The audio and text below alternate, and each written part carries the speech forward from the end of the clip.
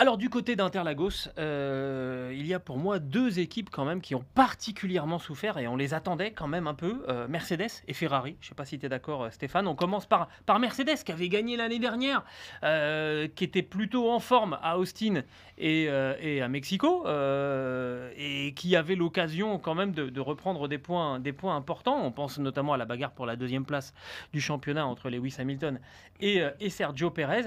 Et ça a été vraiment la douche écossaise pour Mercedes. 8e place à l'arrivée du Grand Prix pour Hamilton. Abandon pour George Russell. En fait, pour résumer de manière un petit peu sarcastique, Mercedes a fait une sorte de grand chelem de la loose. C'est-à-dire qu'ils ont quand même réussi à faire manque de performance sur la voiture, usure des pneumatiques et problème de fiabilité. Ils ne sont pas plantés dans la Impeccable. stratégie. Ils pouvaient faire quand même un petit peu mieux, entre guillemets.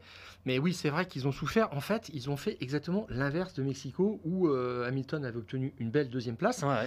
La voiture était nulle part le vendredi. Hamilton avait dit c'est un cauchemar. Et là, le vendredi, en fait, chez Mercedes, on dit on est content de nos relais, de nos mesures. On n'use pas trop les pneus. Enfin, ça va bien. La voiture fonctionne bien. Ils étaient optimistes. Et Hamilton dit on a fait des changements avant la qualif qui ont rendu mauvaise, vraiment. Et puis, je te parlais de cette histoire de parc fermé Mais oui. sur les week-ends de course sprint. Quand tu es parti dans une mauvaise direction, c'est la double peine. Le samedi et le dimanche, tu ne peux rien faire. Et soit tu la joues à la Aston Martin et tu sors du parc fermé et tu prends la pénalité et tu pars derrière, quitte à avoir une chance de remonter, ce qui aurait peut-être été possible. Oui, mais quand tu es qualifié quand même dans le top 5, top 6... malheureusement, c'est pas ce que tu peux faire. C'est sûr, c'est pas comme quand tu es 15e. Mais Hamilton a dit les pneus surchauffaient trop. Nous étions lents dans les lignes droites, dans les virages. Toto Wolff si a tu dit, commences à être lent dans les virages et dans les lignes droites, c'est que tu vas pas très vite. Tout à fait. Et Toto Wolff a résumé ça en disant on a un problème en fait qui a trop traîné sur le concept aéro de la voiture.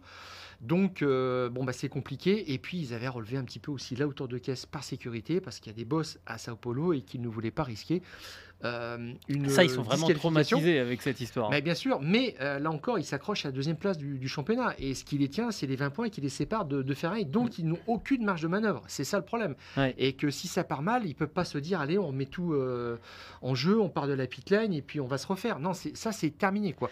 Et les pilotes et le patron de l'équipe ont eu des mots très très forts. C'est rare d'habitude quand il y a une contre-performance. Souvent les patrons sont là, oui, on va apprendre de nos erreurs. Là, Toto Wolff, c'est une performance inexcusable. Très médiocre, oui, il a précisé. George Russell a sorti des choses aussi en disant que c'était le pire week-end de l'année. Toto Wolff, il a même ajouté la voiture, elle ne mérite pas de gagner une course. Cette voiture ne mérite pas de gagner. Enfin, je trouve que c'est des termes très très forts. Et effectivement, ils n'ont pas existé Hamilton, encore. À un moment donné, à la radio, il dit « Je suis dans son DRS à Gasly et j'arrive même pas à le rattraper. » C'est hallucinant. Le DRS, normalement, il donne entre 15 et 20 km/h de bonus. Particulièrement plus puissant à Interlagos. Tout à fait. Presque trop, d'ailleurs. Alors, tu parlais de partir de la pit lane. C'est ce qu'avait fait Hamilton en partant sur une position reculée. Il avait fait une remontée fantastique en course sprint et puis il avait gagné. L'année dernière. Mais ça, c'était 2021. Oui. Mais parce que le résultat du sprint était pris en compte pour constituer la grille de départ, maintenant, c'est plus le cas. Donc, tu n'as plus autant de marge. Non, il n'y a rien à faire. Et la chose quand même qui a bien réussi Mercedes, c'est la stratégie de Lewis Hamilton parce qu'il résiste à Checo Pérez. Pérez finit par le dépasser et là il rentre tout de suite au stand et derrière Pérez met 2 tours pour rentrer lui aussi au stand et qu'est-ce qu'on voit? Hamilton a fait l'undercut. Donc ils se sont battus avec les armes qu'ils avaient et j'ai trouvé que c'était quand même pas mal. C'est rare que Mercedes fasse un coup stratégique à Red Bull. Tout à fait. Et cette année, c'est vrai qu'ils se sont quand même loupés sur quelques Grands Prix. C'était assez étrange. Et on avait dit, alors pas moi, mais dans un épisode précédent des Fous du Volant, qu'ils ils avaient un petit peu subi un déclassement, que c'était plus exactement la même grande équipe qu'auparavant. Et ça se voit aussi sur les interventions au pit stop. Ils sont moins agressifs, ils ne réussissent pas les temps que réussissent Red Bull. Red Bull qui a fait le meilleur temps ce week-end encore avec Verstappen. Pour la deuxième fois de l'année, mais Alors qu'il y a généralement, pas ils besoin. réussissent avec Checo Pérez. McLaren est devenu aussi agressif. Et là aussi, ils ont perdu un petit peu le fil dans ce domaine-là.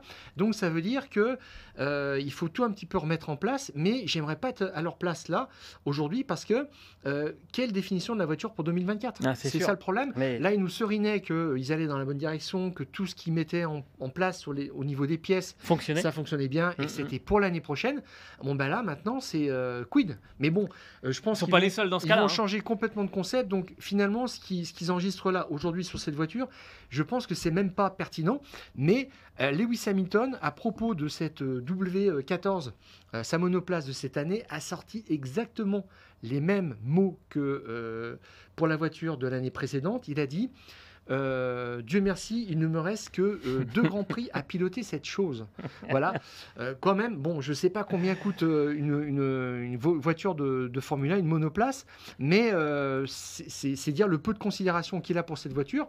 Et puis, moi, ce que j'ai trouvé un petit peu bizarre, c'est que Russell a quand même perdu son sang-froid. À la radio. Alors je me suis dit, c'est pas la désunion de façade, on dit est-ce qu'on court ensemble ou pas, c'est le principe, c'est ça, on essaie de ne pas se gêner, etc. Et Russell essayait de rester dans le DRS d'Hamilton et il le trouvait trop agressif dans les virages 11 et 12. Et là, en fait, il appelle pour dire, bah, écoutez, il faut le calmer parce qu'autrement je vais décrocher et ça va arranger personne. C'est un petit peu de ça dont il se plaignait. Puis à un moment, on lui dit, mais économise tes pneus. Et là, il commence à rétrograder, à perdre une position, et puis il appelle en disant bah alors on fait la course ensemble ou je gère mes pneus. Et on lui demande de gérer ses pneus. Et là, il dit bah, je vais encore rétrograder. Et donc, il était un peu chafouin quand même, Russell. C'est la première fois qu'on le voit comme ça. Et depuis quand même 4-5 Grands Prix, il a un petit peu perdu l'ascendant qu'il avait par rapport à Hamilton à un moment de la saison. Et là, c'est pareil, ça devient un petit peu, c'est pas tendu, mais on est un petit peu sur Un petit ses peu gardes. plus de stress, oui, Tout clairement. à fait. On est un peu stressé chez Mercedes. On ne lui connaissait pas cette facette.